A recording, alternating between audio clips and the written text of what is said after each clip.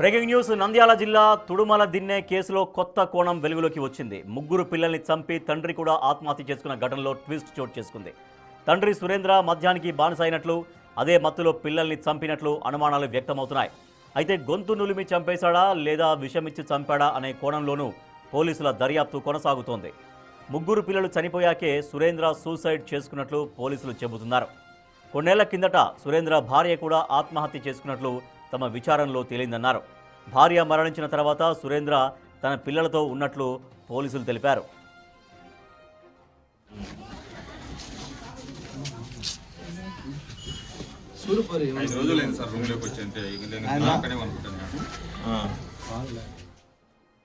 చాలా విషాదం జరిగింది. నంద్యాల జిల్లా తుడుమలదిన్నలో తండ్రి తన ముగ్గురు పిల్లలకు చంపేసి తాను కూడా ఆత్మహత్యకు పాల్పడ్డాడు. సో ఈ ఘటనలో అనేక అనుమానాలు వ్యక్తం చేస్తున్నారు పోలీసులు. విషమిచ్చి చంపాడా లేకపోతే గొంతుల మీద చంపాడా, అసలు ఎందుకు చంపాల్సి వచ్చింది అనేటువంటి కోణంలో విచారణ చేస్తున్నారు పోలీసులు. మా ప్రతినిధి శ్రీరామ్ మరింత సమాచారం. సార్ శ్రీరామ్, అసలు ఈ కేసులో ఏం జరిగింది? అతను ఎందుకు ఇటువంటి ఘాతుకానికి ఒడిగట్టాడు? తన భార్య కూడా గతంలో ఆత్మహత్య చేసుకున్నట్టుగా పోలీసులు చెబుతున్నట్టుగా తెలుస్తోంది. అసలు ఏం జరిగింది? ఓవరాల్గా వాళ్ళ కుటుంబ నేపథ్యం ఏం తెలుస్తోంది?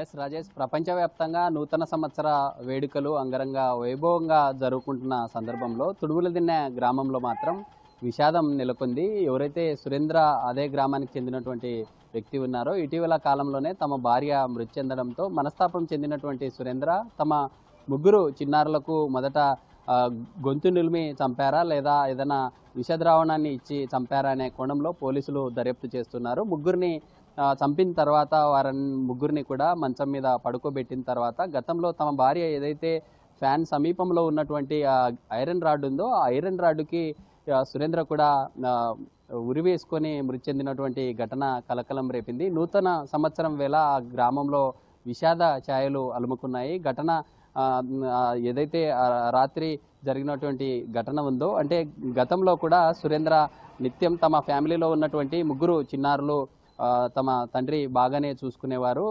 ఆ రోజు రాత్రి 31st నైట్ కావడంతో పిల్లలు కాస్త అల్లరి చేస్తున్నందుకు ఈ విధంగా చేశారా, లేక పిల్లల్ని చాకడానికి కొంత ఆర్థికంగా స్తోమత లేక ఈ ఘాతుకానికి పాల్పడ్డారా అనే కోణంలో కూడా పోలీసులు దర్యాప్తు చేస్తున్నారు. అయితే అదే గ్రామానికి చెందినటువంటి సురేంద్ర మిత్రులు కావచ్చు లేదా ఆ యొక్క గ్రామస్తులంతా కూడా సురేంద్ర గతంలో తమ గ్రామంలో చాలా బాగుండేవారు. తమ భార్య ఇటీవల కాలంలో మరణించడంతోనే సురేంద్ర ఈ ఘాతుకానికి పాల్పడినట్లుగా, తమ ఆర్థిక పరిస్థితి ఈ విధంగా ఉండడంతోనే ఈ ఘటన పాల్పడినట్లుగా కూడా తమ గ్రామస్తులు చెప్తున్నటువంటి పరిస్థితి అయితే ఉంది. ఎందుకంటే అతను తమ చిన్న పిల్లలు ఎవరైతే ఉన్నారో వారికి కనీసం పాలు కూడా తీసుకొని రావాలంటే 10 కిలోమీటర్లు వెళ్ళి సుదూర ప్రాంతానికి వెళ్ళి పాలు తీసుకొని వచ్చి ఈ పిల్లలకి ఇవ్వాల్సినటువంటి పరిస్థితి. ఇదంతా కూడా భారంగా మారే అవకాశం ఉంది. ఎందుకంటే ఇప్పటికే తమ భార్య మృతి చెందడంతో భార్య లేకపోవడంతో తమ గ్రామ సమీపంలో ఉన్నటువంటి ఒక అమ్మవారి టెంపుల్ వద్ద ప్రతిసారి వెళ్ళి ప్రతిరోజు అక్కడికి వెళ్ళి కూర్చొని తమ భార్య లేదనేటటువంటి మనస్తాపంతో ఆ యొక్క ఎప్పుడు నెమరి వేసుకుంటూ ఉండేవాడని తమ గ్రామంలో ఉన్నటువంటి స్నేహితులు చెప్పుకొస్తున్నటువంటి పరిస్థితి. అయితే తమ భార్య లేనటువంటి లోటు ఇతను కూడా, ఒకవేళ ఇతను మృతి చెందిన తర్వాత తమ పిల్లలు అనాథలుగా మారే అవకాశం ఉంది. అలాంటి సిచ్యువేషన్ రావద్దు అంటూ కూడా మొదట తమ ముగ్గురు పిల్లల్ని చంపివేసిన తర్వాత మంచం మీద పడుకోబెట్టి అతను కూడా హత్య చేసుకున్నట్లు కూడా పోలీసులు భావిస్తూ ఉన్నారు. ఈ ఘటన జరిగిన తర్వాత ఉదయం లేచి చూసి నూతన సంవత్సర వేడుకల్లో ప్రపంచమంతా ఉంటే ఆ గ్రామంలో మాత్రం విషాదం నెలకొంది. స్థానికంగా ఉన్నటువంటి ఇంటి పక్కనున్న బంధువులు కావచ్చు వారంతా కూడా పోలీసులకు సమాచారం ఇచ్చారు. పోలీసులు కూడా అక్కడికి వెళ్ళి జరిగినటువంటి ఘటనకు సంబంధించి కేసు నమోదు చేసుకొని దర్యాప్తు చేస్తున్నటువంటి పరిస్థితి. అయితే నిన్న ముగ్గురు చిన్నారులతో పాటు సురేంద్ర కూడా అంత్యక్రియల కార్యక్రమం కూడా పూర్తయింది. ఇందులో ప్రధానంగా సురేంద్ర ఆ పిల్లల్ని ఏ విధంగా చంపారు అనే కోణంలో రిపోర్ట్స్ రావాల్సింది. మెడికల్ రిపోర్ట్స్ ఆధారంగా తమ తండ్రి ఏ విధంగా చంపారనేటటువంటి యాంగిల్లో అయితే ఇంకా దర్యాప్తు కొనసాగుతుండేటటువంటి.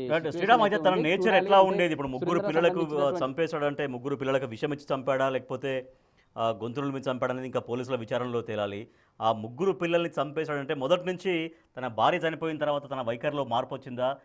తన స్టేట్ ఆఫ్ మైండ్ ఎట్లా ఉండేది? పిల్లల్ని ఏమన్నా కొట్టేవాడా లేకపోతే తీవ్రంగా ఏమన్నా వేధించేవాడా? అటువంటి విషయాలు ఏమైనా తెలుస్తున్నాయా? చుట్టుపక్కల ఇళ్ళ వాళ్ళు ఏమైనా చెబుతున్నారా?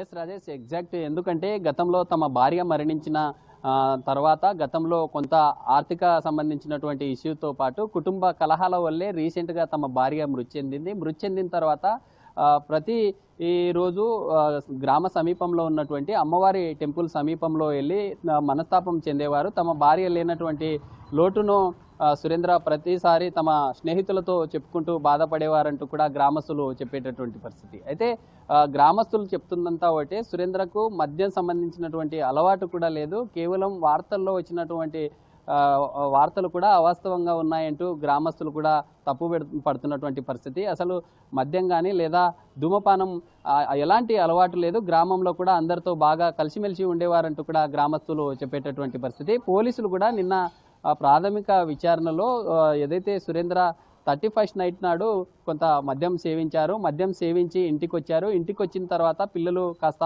అల్లరి చేస్తుండే సమయంలోనే ఆ ముగ్గురు పిల్లల్ని గొంతు నులిమి చంపివేశారంటూ కూడా పోలీసులు నిన్న ప్రాథమికంగా చెప్పినటువంటి పరిస్థితి. అయితే ఇంకా పోలీసులు ఫైనల్గా అసలు జరిగినటువంటి ఈ దర్యాప్తులో ఇంకా గొంతు నులిమి చంపారా లేక ఇంకా ఏదన్నా విషపు సంబంధించినటువంటి ద్రావణాన్ని ఆ పిల్లలకు ఏదన్నా తాగించి ఆ విధంగా ఈ ఘటనకు పాల్పడ్డారా అనే కోణంలో అయితే ఇంకా విచారణ జరుగుతుంది. పోలీసులు ఫైనల్గా ఈ యొక్క ఘటనకు సంబంధించి ఈ దర్యాప్తులో ఎలాంటి సంచలన నిజాలు బయటకు వచ్చే అవకాశాలు ఉన్నాయి. గ్రామస్తులు అయితే వారు చెప్తుందంతా ఒకటే, సురేంద్రకు ఎలాంటి మద్యపాన సంబంధించినటువంటి ఎలాంటి అలవాట్లు లేవు. వార్తల్లో వచ్చినటువంటి వాటన్నింటిని కూడా అవాస్తవంగా ఉన్నాయి.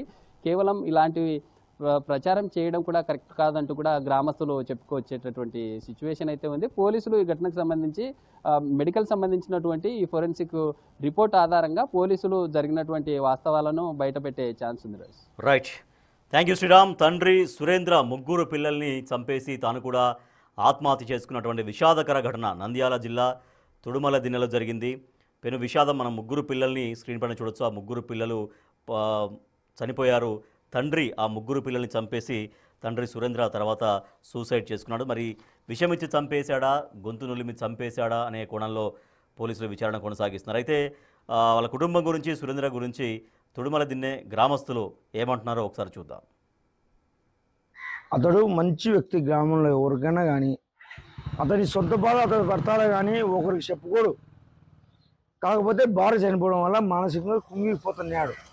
కుంగిపోవడంలో ఏం జరిగిందంటే, నేను పోతే నా పిల్లలను ఎవరు విచారించారు, ఎవరు ఆదరించారు అని మనసులో హృదయోగం అయ్యి వాళ్ళని కూడా తీసుకొని పోతున్నాయమని తీసుకొని పోయినాడు. మొత్తానికి అతడైతే ఊళ్ళో గ్రామంలో మంచి వ్యక్తే. కుటుంబపరంగా ఏం లేదు, మళ్ళా గ్రామపరంగా ఏం లేదు. నేను చచ్చిపోతే నా పిల్లలను మళ్ళీ ఎవరుచ్చారని బాధపడినాడు. పిల్లలను చంపినాడు. కానీ పిల్లలను చంపేటప్పుడు అతను ఎంత సోబోయి ఉంటాడో అతని మనసుకే తెలిసినాడు ఉదయం. అది చనిపోయాడు. మొత్తం మీద ఏం ఇబ్బంది లేదు. కొనమయ్యాడు. కుటుంబమే వద్దనుకున్నాడు. ఇప్పుడు ఆయన మీ ఫ్రెండే అంటున్నారు. నా ఫ్రెండే సార్. ఆయన బాధలు చెప్పుకోవడం కానీ చేసుకోవడం కానీ అలాంటివి ఎప్పుడు బయటపడాడు. బాధ నాకు ఇది ఇందని బయటపడాడు. అడిగితే ఎప్పుడన్నా 500 200 డబ్బులు ఏమన్నా ఉంటే ఇచ్చాము, మళ్ళా తీసుకుంటాడు, మళ్ళీ తిరిగి ఇచ్చంటాడు. పిల్లలు సాకలేని పరిస్థితిలో వాడు ఈ రకంగా చేసుకున్నాడు. పిల్లలు ఆయన ఆ మంచి మాత్రం బీడి కానీ మందు కానీ తాగేటోడు కాదు. ఒకరు పిలిచే పలికేటోడే కానీ వేరే విధంగా ఏమైనా మంచి కాదు. అట్లాంటివి ఏం లే. ఎవరన్నా రైతులుగా పిలిచే పలుకుతాడు అంతే, అంత తప్ప ఏం లేదు. పిల్లోడు సన్న పిల్లోడు, పాల్దాయి పిల్లోడు ఉన్నారు. ఇద్దరు పెద్ద పిల్లలు, ఇద్దరు ఉన్నారు ఆడపిల్లలు. వాళ్ళని సాకలేక ఆ విధంగా చేసుకున్నాడు అని చెప్పి అనుకున్నాము. అది ఆ పరిస్థితి జరిగింది. ఎలాంటి ఏమి ఇబ్బంది లేని ఊరికి వేరే గురించి ఏం అలా ఏం చంపలేదు పిల్లలను. ఆయన కూడా ఎందుకు ఈ బతుకని చెప్పి ఆత్మహత్యగా చేసుకున్నారు. అది జరిగిన పరిస్థితి. బాధపడి ఎవరు చెప్పుకుంటారు, ఎవరున్నారు చెప్పుకోనికి. ఇంకా బాధపడి చెప్పుకునే మంచి కాదు. వాని పరిస్థితి బాగలేక వానికి మనం చెప్పుకోలేక ఆ రకంగా చేసుకున్నాడు.